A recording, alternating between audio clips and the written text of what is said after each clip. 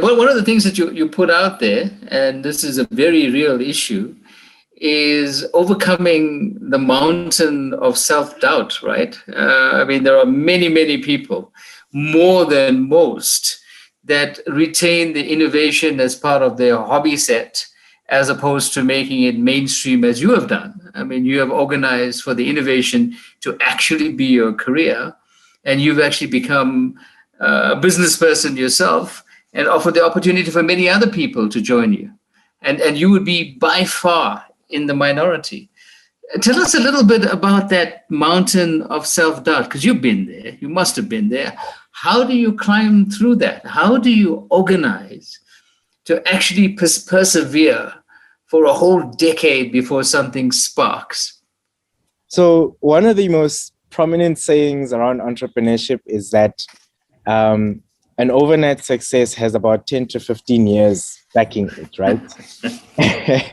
And in hindsight, in retrospect, one of the most exciting things about my journey personally is realizing, just from a simple call from someone who's invested in marketing, calling you and saying, hey, I work for this company in Cape Town, for example, and I like your idea.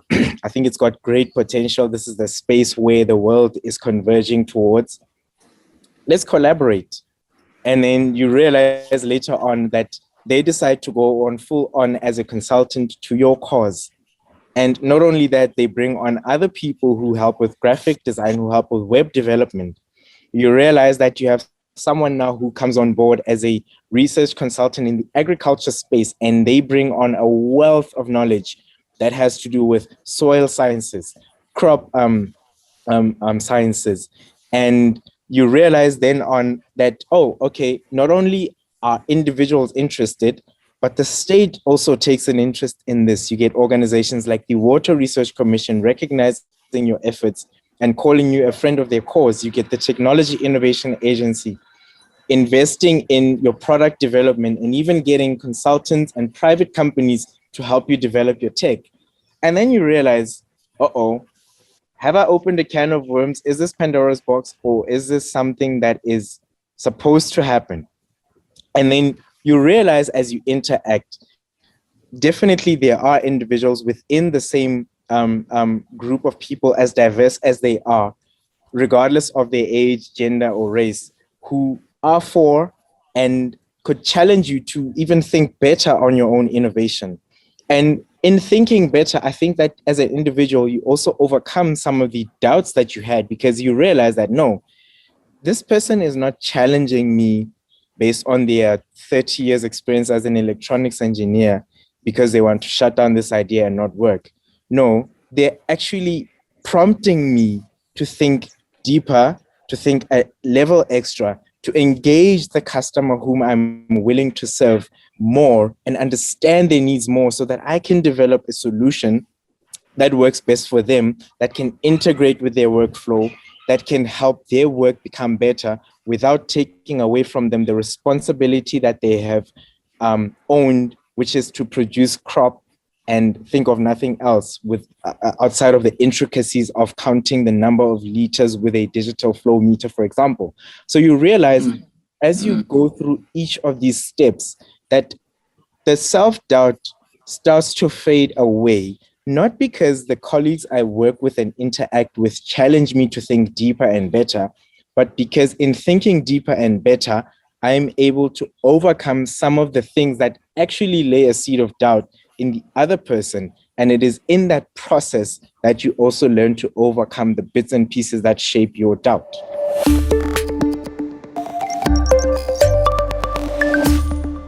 We've had not too long ago with some American colleagues at the Massachusetts Water Week. I personally was quite amazed by the political investment in what I thought was a fairly localized state level forum. And you and I witnessed three senators who eventually joined us in that conversation, who almost got in as practitioners into that debate, trying to build up the solutions. Now, I think it's fair to say that that was reasonably unique because we don't find that in too many other places. How do we incite that kind of investment, which goes beyond the rhetoric and gets into the nuts and bolts? And this relates back to the triggers that you were talking about earlier and the too much red tape, that the conversion of the people who hold the red tape to convert that red tape into blue string so they can pull you along that journey. I like where this is going. You know, I've noticed something that the Water Research Commission is doing that is quite inspiring, and it is hosting hackathons through organizations such as Geek Culture. But a lot of the time, events such as that are attended by people who are walking in the similar path as to what I have been walking in so far. And in lesser instances, you'd find, for example, a specialist in the private sector or in the government space participating throughout the entire event to actually get a feel of what it takes to come up with a solution in a space of 72 hours and work on it for the next year and see how that grows. And I don't blame individuals who are in that position. The demands of the working environment require an individual to carry or to wear a hat consistently. And that is also part of their professional development. And we can't take that away from them. However, we also need to acknowledge that red tape is administered by people. We need to also acknowledge that we, the people, are the system, are the gears, the nuts, the bolts that hold the system in place and keep it running. It is only when we start to make empathetic prompts that we can actually start encouraging high-level decision makers to take an invested interest in seeing to it that solutions are fast-tracked, red tape is acknowledged and brainstormed thoroughly, consultatively, so that we can say, okay, if we look at a 50-line document that says, these are the rules and regulations for making XYZ possible. And then we say, but let's think about these critically.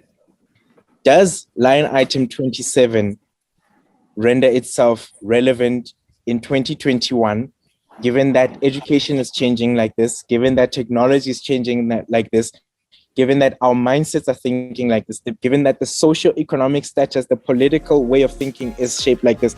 Does this need to hold true or valid in the status quo or in the direction we need to take?